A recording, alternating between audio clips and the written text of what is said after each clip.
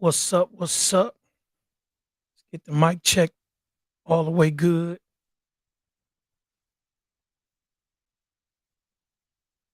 Let me make sure I'm coming through. Okay, we live. Most definitely. So make sure everything is good. Last week we had a little issue with the quality of the video. So what I'm gonna do is I am going to represent the three financial statements right after I finish this. That way, everything is done, and I've done exactly what I said I was going to do. So we're going to have a 2-for-1 tonight. If you tuned in, you tuned in. As you can see, I've went digital with the background. I kind of dug that. I was on a Zoom, a business. It was like a conference. It was a bunch of speakers, and Les Brown and ET. A bunch of guys was on there, and everybody had the virtual backgrounds. I'm like, I'm slacking. So I decided to use the virtual background. We'll see how it turned out, but it looked real professional. It kind of take you out of the zone and put you somewhere else. So we may use that from now on. But I want to thank whoever tuning in now. Once again, this live is only presented to my group. It will not be available on Facebook, so you cannot share it. Eventually, I will start opening these things up to everybody, but I'm trying to get acquainted with the software and get comfortable with doing these. This is something totally new to me, but I'm used to being on camera, so it's not, it's not really killing me. So let's get to the action. Tonight, I am going to cover Dun and Bradstreet. If you are a business owner, you are at least partially familiar with Dun and Bradstreet.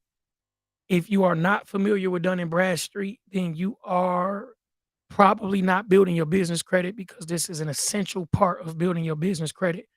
And even if you're not building business credit, Dun and Bradstreet offers a lot of services, and their number is needed for a lot of things that you do with your business.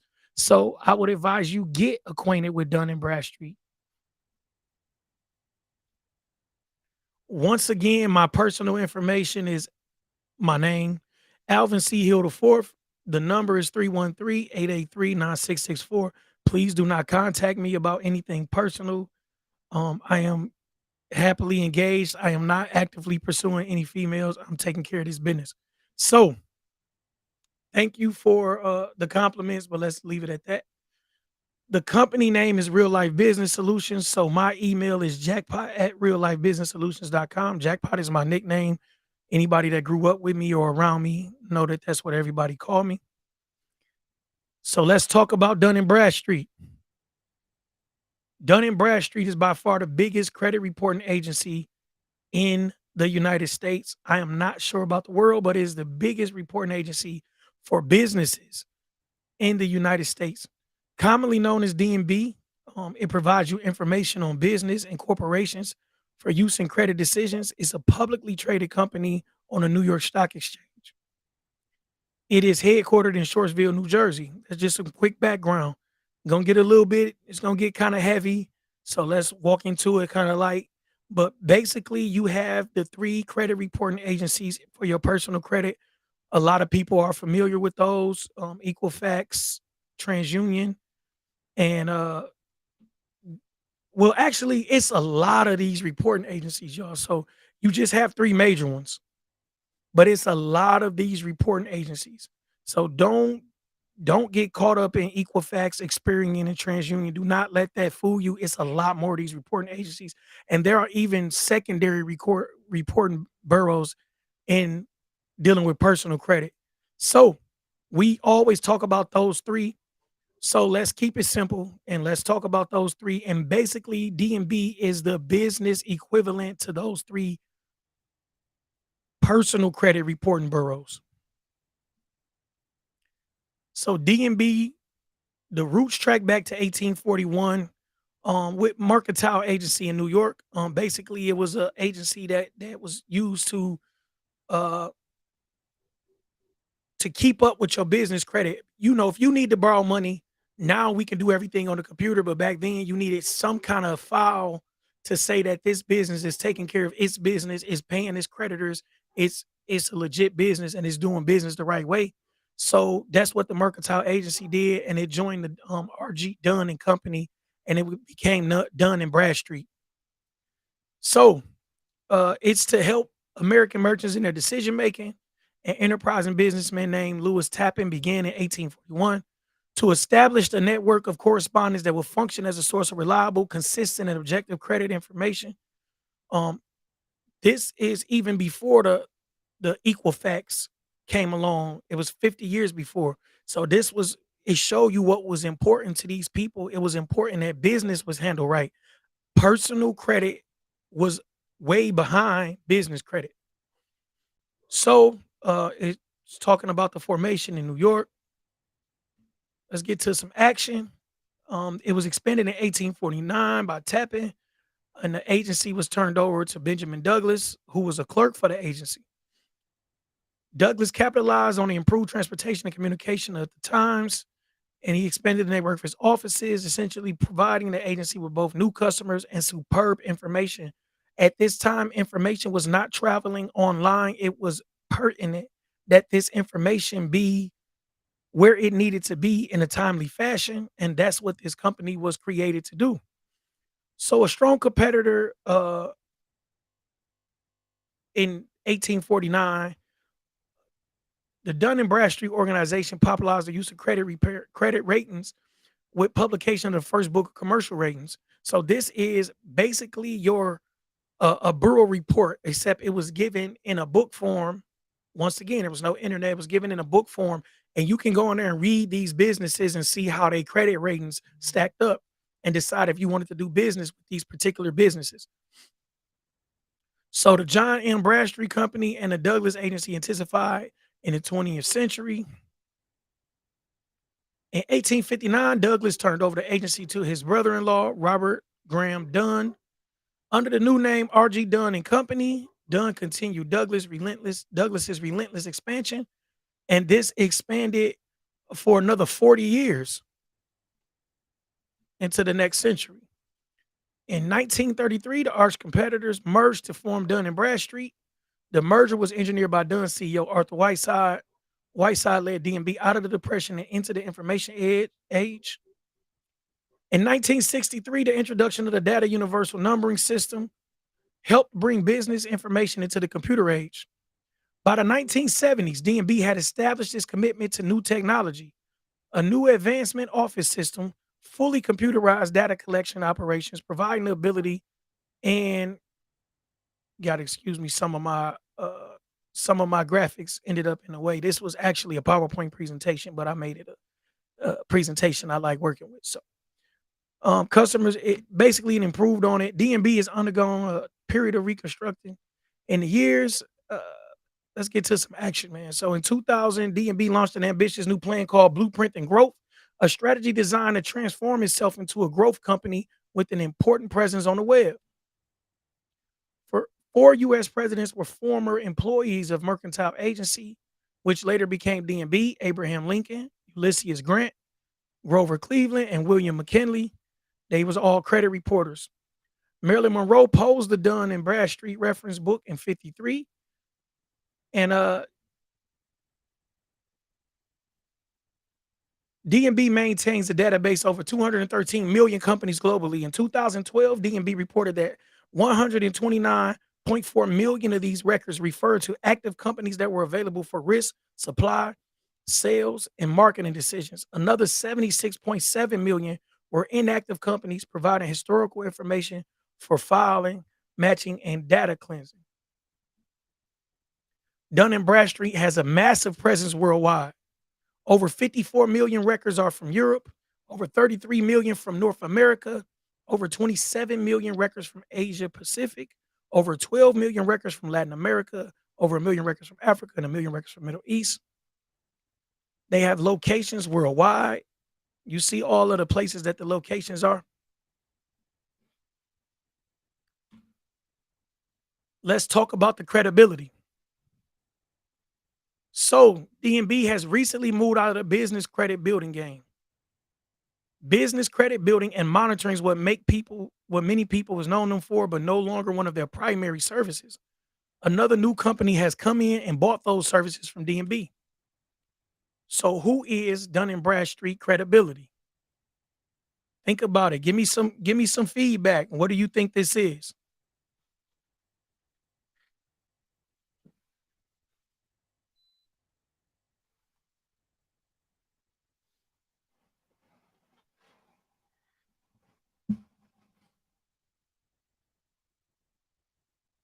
Yes, sir.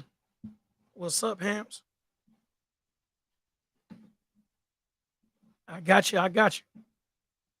Thank you all for tuning in. So,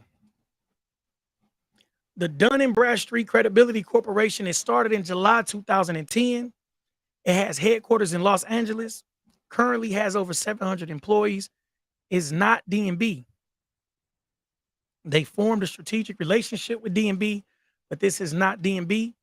And basically, what this Credibility Corporation does is a privately held fund, not like D&B. It's funded by Great Hill Partners, a Boston-based private equity firm managing over 2.5 billion in capital.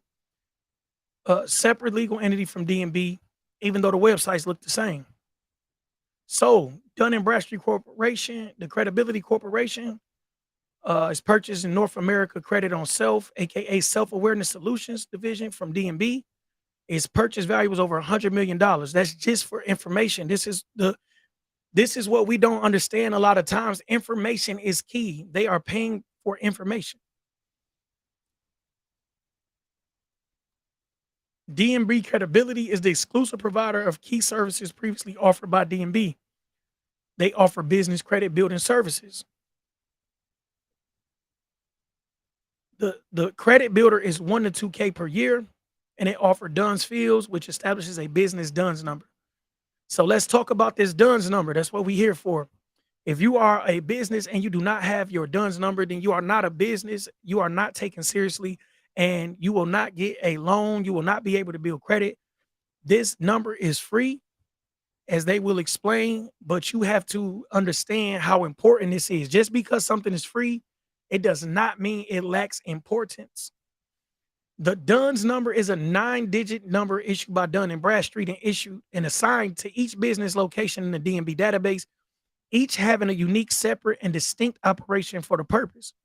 Every business must first have a Duns number before Dun and Bradstreet will assign a Paydex business credit score. Obtaining the Duns number is the first step towards getting a business credit score with D&B. The Data Universal Number System, or DUNS, is a business identifier code provided by Dun and Bradstreet. This business identifier code was developed in 1963 to support Dun and Bradstreet's credit reporting practices. If you have ever dealt with D&B, then you understand how simple this process is. As long as your business is set up right, they will give you this number. It does not cost you a dime. If somebody is selling you a DUNS number, then they hustling you. I try not to knock everybody hustle, but they're hustling you. Now, if they're setting up the number for you, that's a service that's different. But for somebody to just sell you a DUNS number, they're hustling. So the DUNS number is the preferred method worldwide of identifying businesses. Unlike the National Employment Identification Number, a DUNS number may be issued to any business worldwide. So the EIN is only a national number. It is a number that's used for the IRS to keep up with your business and how you pay your taxes. The DUNS number is used by many foreign governments, including the US, Australia, European Commission, and even the United States. More than 50 global industry and trade associations recognize and recommend or require a DUNS number.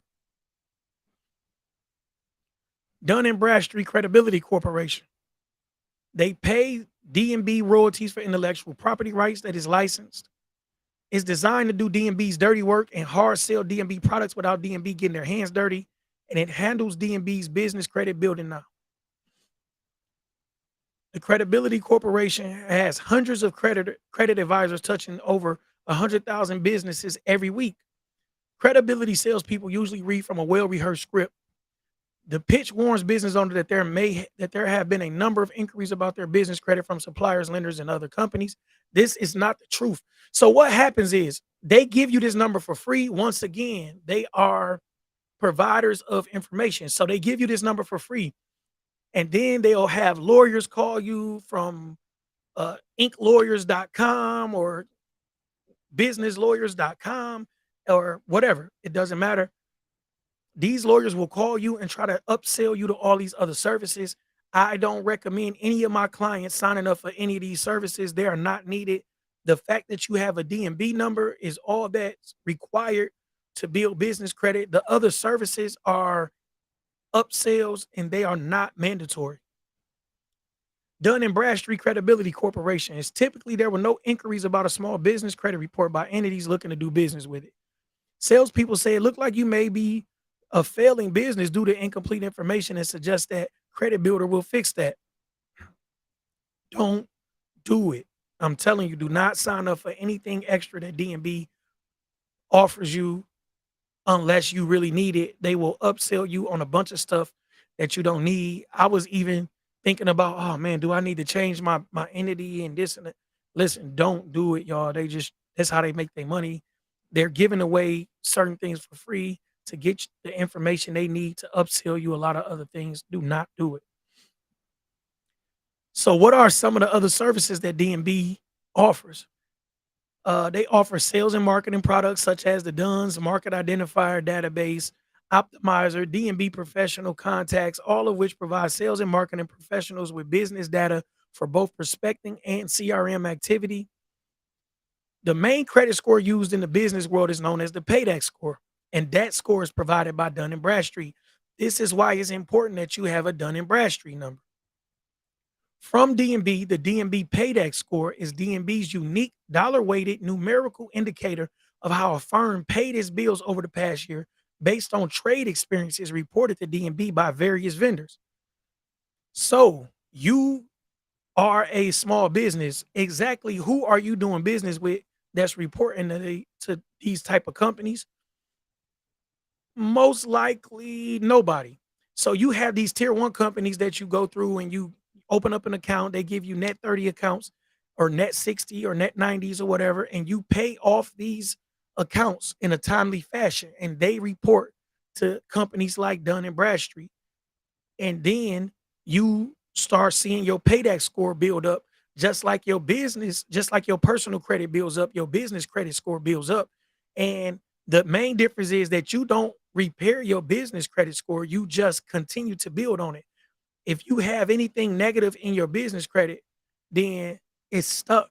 Like you can, I won't say it's stuck. You can go in and dispute it, but a lot of times the same companies that's reporting it are the people that you're disputing with. It's unlike personal credit because in personal credit you have rights and a lot of other things that's protecting you as a consumer. As a business, you do not have the same rights. So your right to dispute is so minimal that you can dispute it and you may get some things off. But I tell all of my clients, you are starting off with a clean slate with business credit. Pay your bills on time. These net 30, net 60, and net 90s accounts are not anything like credit accounts where you're getting, $5,000 in credit, 2,500 in credit, and these accounts where you can only use them for that particular company. And they will send you all kind of reminders because they understand the game. They want you to spend, and they may even charge a little bit more than a regular company because they know what you're there for. So let's talk about the Paydex score. So the Paydex score ranges from 0 to 100, with 100 being the best score that a business can obtain. The score of 80 or higher is considered good or healthy business credit. That's not that hard. If you get 4 or 5 good activities to Dun and Bradstreet or any of the business report agencies, your score will go up. And you can get these 5 things within 45 to 60 days, and you can apply for tier 2 credit and start building real business credit. I actually did it a little slower because I wanted to understand, what worked and what didn't work. So I didn't just go out and get a bunch of business credit building accounts. I have some now, but I'm saying in the beginning, I didn't just go and get a whole bunch of business credit building accounts because I wanted to know which one of these tier ones was good, which one I can avoid, because I'm dealing with clients. So you can avoid a lot of that by just getting a lot of these, like Divvy. You can go get Divvy, and I'll post a link under there that you can click on and go get Divvy. I wouldn't advise it until you have a few things reporting, because they will not give you a credit card. What they will do is give you a business prepaid credit card. So understanding that the 80 is considered good, you know what goal you're trying to reach. A business can attain a good business Paydex credit score by ensuring payments are made promptly to suppliers and vendors. So you want to make sure that these payments are made promptly, and that does not mean just making your 30 days or your 60 days or whatever they give you. Unlike personal credit, where you are not rewarded for paying early, business credit rewards you for paying your bills early. So if you have a net 30 account and you pay within 2 weeks, it's considered better than paying on time. You've paid early. So they will give you, your score will raise higher than if you just paid on time. So here's the personal credit scores and the things that actually factor into your personal credit score. The first thing that factors into your personal credit score is your payment history, and that's 35% of your credit score. Your credit utilization is 30% of your credit score. The length of your credit history is 15%, and the accumulation of new credit is 10%, and your mix of credit is 10%. So let's talk about this a little bit to explain the difference. Your payment history is how long have you been paying your bills on time. The history, how long have you been paying them on time? If you go down to the length of credit history, that's how long have you had credit reporting accounts. You have people that have 30-year credit reporting accounts and they're only 22 because they've signed on as a co-signer. Somebody has let them be an authorized user, and so their credit is extremely higher because they have a longer length of credit history. If you look down, that's 15% of your credit score. So utilization, if you look on any of your reports, they will tell you how much of your credit that you're actually using. So if you have $10,000 in credit and you're using $9,000 of it, you have a 90% utilization rate, and that's 30% of your credit score. So if your utilization is high, your credit score is probably getting kicked in the butt by it. So let's skip down to accumulation of new credit.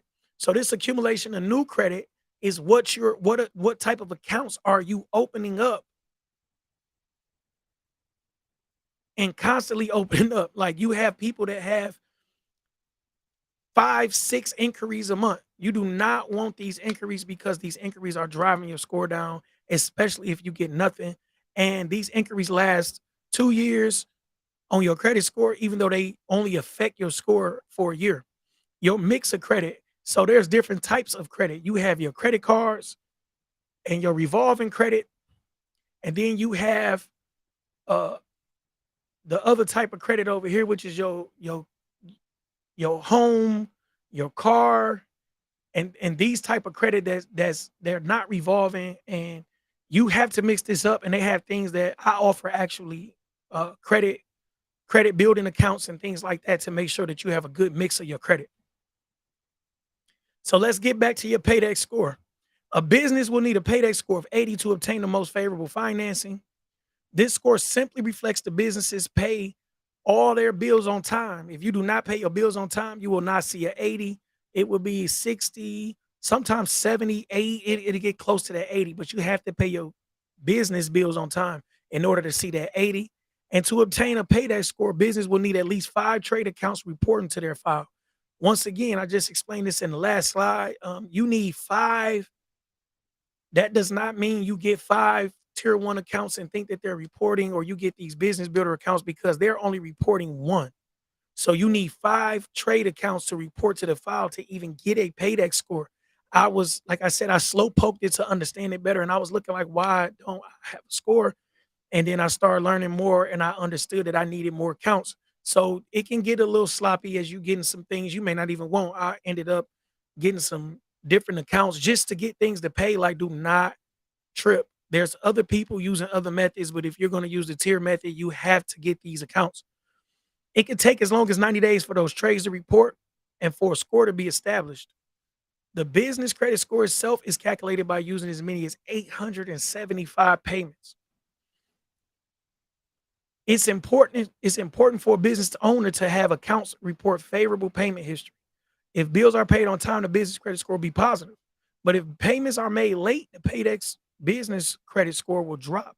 The Paydex score will adjust according to how early or how late the bills are paid. I just explained this also. You do not use your business credit like you use your personal credit. They want you to actually use the credit, but you have to pay early so your score could be higher. You can pay on time and you will still only see 65, 70, something like that. You may get close to the 80. You may even hit 80. But if you want to get closer to 100, you have to pay these business credit bills on time and early. If it's a net 30, you want to pay in 15 days. I always have everything. So if it's a net 60, you want to pay in 30. The SER, which is your supplier evaluation risk rating. This rating predicts the likelihood that a company will file for bankruptcy and cease operation within the next 12 months. This score ranges from 1 to 9, with 1 being the lowest risk and 9 being the highest. Basically, the SER is telling someone, do not deal with them. They will run and leave with all of the money that you gave them, because once you file bankruptcy, you are basically stiff arming your creditors. So this is the D&B's way of basically telling people that you're high risk. Even though your score may be okay, this particular rating is saying that you may be bankrupt within the next year. So let's talk about the supplier stability indicator. This model predicts the likelihood that a supplier will encounter a large and significant financial or operational stress over the next 90 days. This score ranges from 0 to 10, with 0 being the lowest risk and 10 being the highest risk.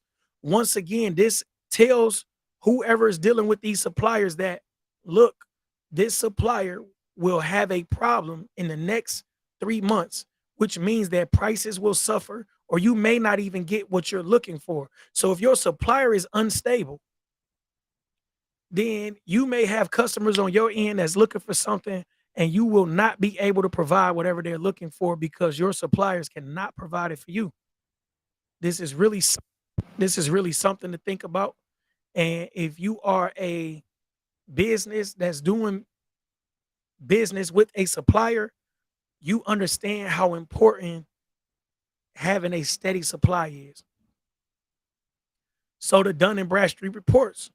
So they further list their reports. It details the payments the business made for each individual account, including their full payment record, their upper credit limit, how much they currently owe on each account, how much is past due, what the terms of the account are, and when the account was reported and last updated. This is no different than what you look at on everybody using. I use Smart Credit, but it's other credit reporting things that people use. Um, Identity IQ is one of them. I do some things with them. I basically pull a initial credit report before my client sign on, and this is exactly the same concept, except it's for your business. This These reports also include detailed financial information such as the current assets, liabilities, working capital, net worth, sales, net profit and loss, and more. These are a lot of the things that I covered last week in the 3 financial statements reports. It was a little shaky, so I took it down. I'm going to re-record it right after this, so you can tune in to the 3 financial statements. I'm going over the basic ones. We just gonna go over it. It'd be about a 20-30 minute cap, and let's just get to that. So the DNB reports also list payment details for each account. They also add detailed commentary to the report indicating the payment pattern. It shows if you're paying at the last day or a couple days before. So you can't just pay this and think it's good. This really matters. They offer many products and services to consumers and businesses. Some of these include risk management products such as the Business Information Report, Comprehensive Report, and the DNBi platform. These provide current and historical business information primarily used by lenders and financial institutions to assist in making credit decisions. The DNB Credit Risk Management, DNBI Professional, an online subscription to help assess the risk of doing business with a company. DNBI Enterprise, a custom platform to manage high volume credit risk management decisions. Enterprise Solutions, advanced applications to automate standard credit decisions. DNBI Enterprise is a custom platform to manage high volume credit risk management decisions. Enterprise Risk Solution, a custom solution for financial institutions to protect against loss by managing client and counterparty risk exposure. I don't use any of these things, y'all. So I'm gonna leave the pictures up here, but I'm gonna quit going through these slides. Let's get to the meat and potatoes. DNB reports on other companies. Comprehensive Insight Plus report. Comprehensive Insight Plus report. Business summary, corporate relationships, credit limit recommends, payment history, public filings, financial statements, and DNB ratings. Scores predict likelihood of future business failure or late payment. This helps everybody doing business with other businesses because you want to know how the business is really doing. And sometimes financials can lie. So the business summary and corporate relationships, payment history, financial statements, public filings, and DNB ratings, and credit limit recommendations. This helps for businesses to decide how much credit to give you. And sometimes it's high, sometimes it's low, you know. But no matter what business credit, you will always have higher limits than personal credit. Um, Even if they run your personal credit, just trust me, you'll always get higher limits.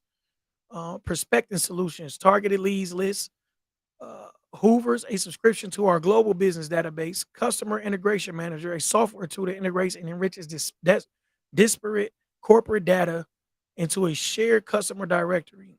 I don't use any of those things, so we're not going to keep going through all of it. So the DMB Direct supply management and API to cleanse, enrich, and link supplier data on demand within enterprise applications. Supply management solutions. Once again, your supply is very important. The power of DMB and Ariba gain visibility into your suppliers and spin and connect with the best business partners using Ariba solution with DMB Global Business Insights. That is the end of this presentation. If you have any questions, reach out to me and I will be sure to answer as many questions as possible.